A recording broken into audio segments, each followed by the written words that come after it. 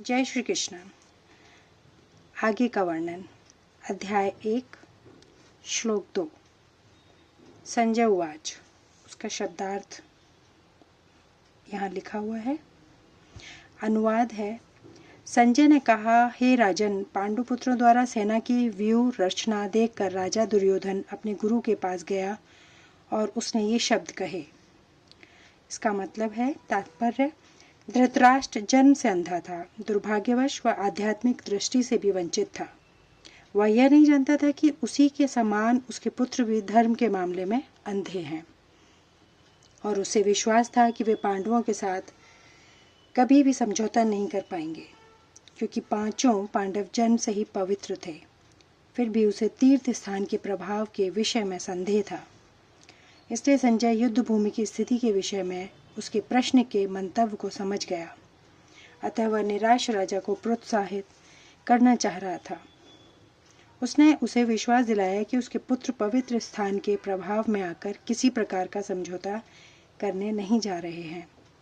उसने राजा को बताया कि उसका पुत्र दुर्योधन पांडवों की सेना को देखकर तुरंत अपने सेनापति द्रोणाचार्य को वास्तविक स्थिति से अवगत कराने गया। यद्यपि दुर्योधन को राजा कहकर संबोधित किया गया है, तो भी स्थिति की गंभीरता के कारण उसे सेनापति के पास जाना पड़ा। अतएव दुर्योधन राजनीतिक बनने के लिए सर्वथा उपयुक्त था, किंतु जब उसने पांडवों की व्यूह रचना देखी तो उसका वह कूटनीतिक व्यवहार उसे भय को छिपा न पाया। श्लोक 3। इसका अर्थ ये है। अनुवाद है। हे आचार्य, पांडुपुत्रों की विशाल सेना को देखें, जिसे आपके बुद्धिमान शिष्य द्रुपद के पुत्र ने इतने कौशल से व्यवस्थित किया है। तात्पर्य, परम राजनीतिक दुर्योधन महान ब्राह्मण सेनापति द्रोणाचार्य के दोषों को इंगित करना चाहता था। अर्जुन की पत्नी द्रौपदी के पिता राजा द्रुपद के साथ द्रोणाचार्य का कुछ राजनीतिक झगड़ा था। इस झगड़े के फलस्वरूप द्रुपद ने एक महान यज्ञ संपन्न किया, जिससे उसे एक ऐसा पुत्र प्राप्त होने का वरदान मिला जो द्रोणाचार्य का वध कर सके। द्रोणाचार्य इसे भली भांति जानता था, किंतु जब द्रुपद का पुत्र धृष्टद्युम्न युद्ध शिक्षा के लिए उसको सौंपा गया तो द्रोणाचार्य को उसे अपने सारे सैनिक रहस्य प्रदान करने में कोई झिझक नहीं हुई। अब धृष्टद्युम्न कुरुक्षेत्र की युद्ध भूमि में पांडवों का पक्ष ले रहा था, और उसने द्रोणाचार्य से जो कला सीखी थी, उसी के आधार पर उसने यह व्यूह रचना की थी। दुर्योधन ने द्रोणाचार्य की इस दुर्बलता की ओर इंगित किया, जिससे वह युद्ध में सजग रहे और समझौता न करें। इसके द्वारा वह द्रोणाचार्य को यह भी बताना चाह रहा था कि कहीं वह अपने प्रिय शिष्य पांडवों के प्रति युद्ध में उदारता न दिखा बैठे। विशेष रूप से अर्जुन उसका अत्यंत प्रिय एवं तेजस्वी शिष्य था। दुर्योधन ने यह भी चेतावनी दी कि युद्ध में इस प्रकार की उदारता से हार हो सकती है। श्लोक 4। शब्दार्थ। अनुवाद। इस सेना में भीम तथा अर्जुन के समान युद्ध करने वाले अनेक वीर धनुर्धर हैं, यथा महारथी युयुधान, विराट तथा द्रुपद। तात्पर्य, यद्यपि युद्ध कला में द्रोणाचार्य की महान शक्ति के समक्ष धृष्टद्युम्न महत्वपूर्ण बाधक नहीं था, किंतु ऐसे अनेक योद्धा थे जिनसे भय था। दुर्योधन इन्हें विजय पथ में अत्यंत बाधक बताते हैं, क्योंकि इनमें से प्रत्येक योद्धा भीम तथा अर्जुन के समान दुर्जय था। उसे भीम तथा अर्जुन के बल का ज्ञान था, इसलिए वह अन्यों की तुलना इन दोनों से करता है। श्लोक 5।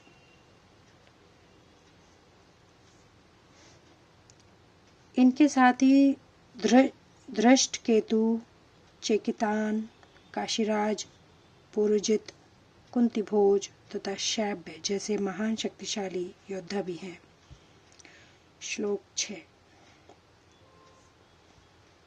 अनुवाद। पराक्रमी युद्धामन्यु, अत्यंत शक्तिशाली उत्तमौजा, सुभद्रा का पुत्र तथा द्रौपदी के पुत्र, ये सभी महारथी हैं।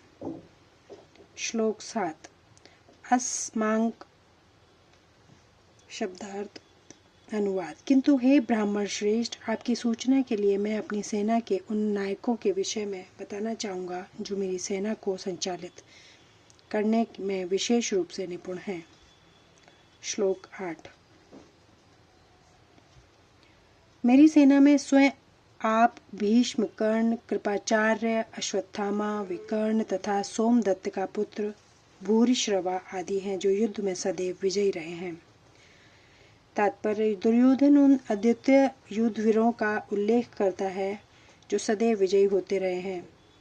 विकर्ण दुर्योधन का भाई है, अश्वत्थामा द्रोणाचार्य का पुत्र है और सोमदत्त या भूरिश्रवा बाह्लिकों के राजा का पुत्र है। बाह्लिकों के राजा का पुत्र है। कर्ण अर्जुन का आधा भाई है क्योंकि वह कुंती के गर्भ से राजा पांडु के साथ विवाहित होने के पूर्व उत्पन्न हुआ था। कृपाचार्य की जुड़वा बहन द्रोणाचार्य को ब्याही थी। श्लोक 9। ऐसे अन्य अनेक वीर भी हैं जो मेरे लिए अपना जीवन त्याग करने के लिए उद्यत हैं। वे विविध प्रकार के हथियारों से सुसज्जित और युद्ध विद्या में निपुण हैं। तात्पर्य। जहाँ तक अन्यों या यथा जयद्रथ, कृतवर्मा तथा शल्य का संबंध है, वे सब दुर्योधन के लिए अपने प्राणों की आहुति देने के लिए तैयार रहते थे। दूसरे शब्दों में यह पूर्व निश्चित है कि वे अब पापी दुर्योधन के दल में सम्मिलित होने के कारण कुरुक्षेत्र के युद्ध में मारे जाएंगे। निसंदेह अपने मित्रों की संयुक्त शक्ति के कारण दुर्योधन अपनी विजय के प्रति आश्वस्त था। श्लोक 10। अनुवाद। हमारी शक्ति अपरिमेय है और हम सब पितामह द्वारा भली भांति संरक्षित हैं, जबकि पांडवों की शक्ति भीम द्वारा भली भांति संरक्षित होकर भी सीमित है। तात्पर्य। यहाँ पर दुर्योधन ने तुलनात्मक शक्ति का अनुमान प्रस्तुत किया है। वह सोचता है कि अत्यंत अनुभवी सेना नायक भीष्म पितामह के द्वारा विशेष रूप से संरक्षित होने के कारण उनकी शस्त्र सेनाओं की शक्ति अपरिमेय है। दूसरी ओर पांडवों की सेनाएं सीमित हैं क्योंकि उनकी सुरक्षा एक कम अनुभवी नायक भीम द्वारा की जा रही है, जो भीष्म की तुलना में नग्न है। दुर्योधन सदैव भीम से ईर्ष्या करता था क्योंकि वह जानता था कि यदि उसकी मृत्यु कभी हुई भी तो वह भीम के द्वारा ही होगी, किंतु साथ ही उसे दृढ़ विश्वास था कि भीष्म की उपस्थिति में उसकी विजय निश्चित है, क्योंकि भीष्म कहीं अधिक उत्कृष्ट सेनापति हैं। वह युद्ध में विजयी होगा, यह उसका दृढ़ निश्चय था। आगे का वर्णन अगले वीडियो में। जय श्री कृष्णा। और अगर आपको अच्छा लगता है तो प्लीज़ आप सब्सक्राइब करें और कमेंट करें। Thank you. धन्यवाद।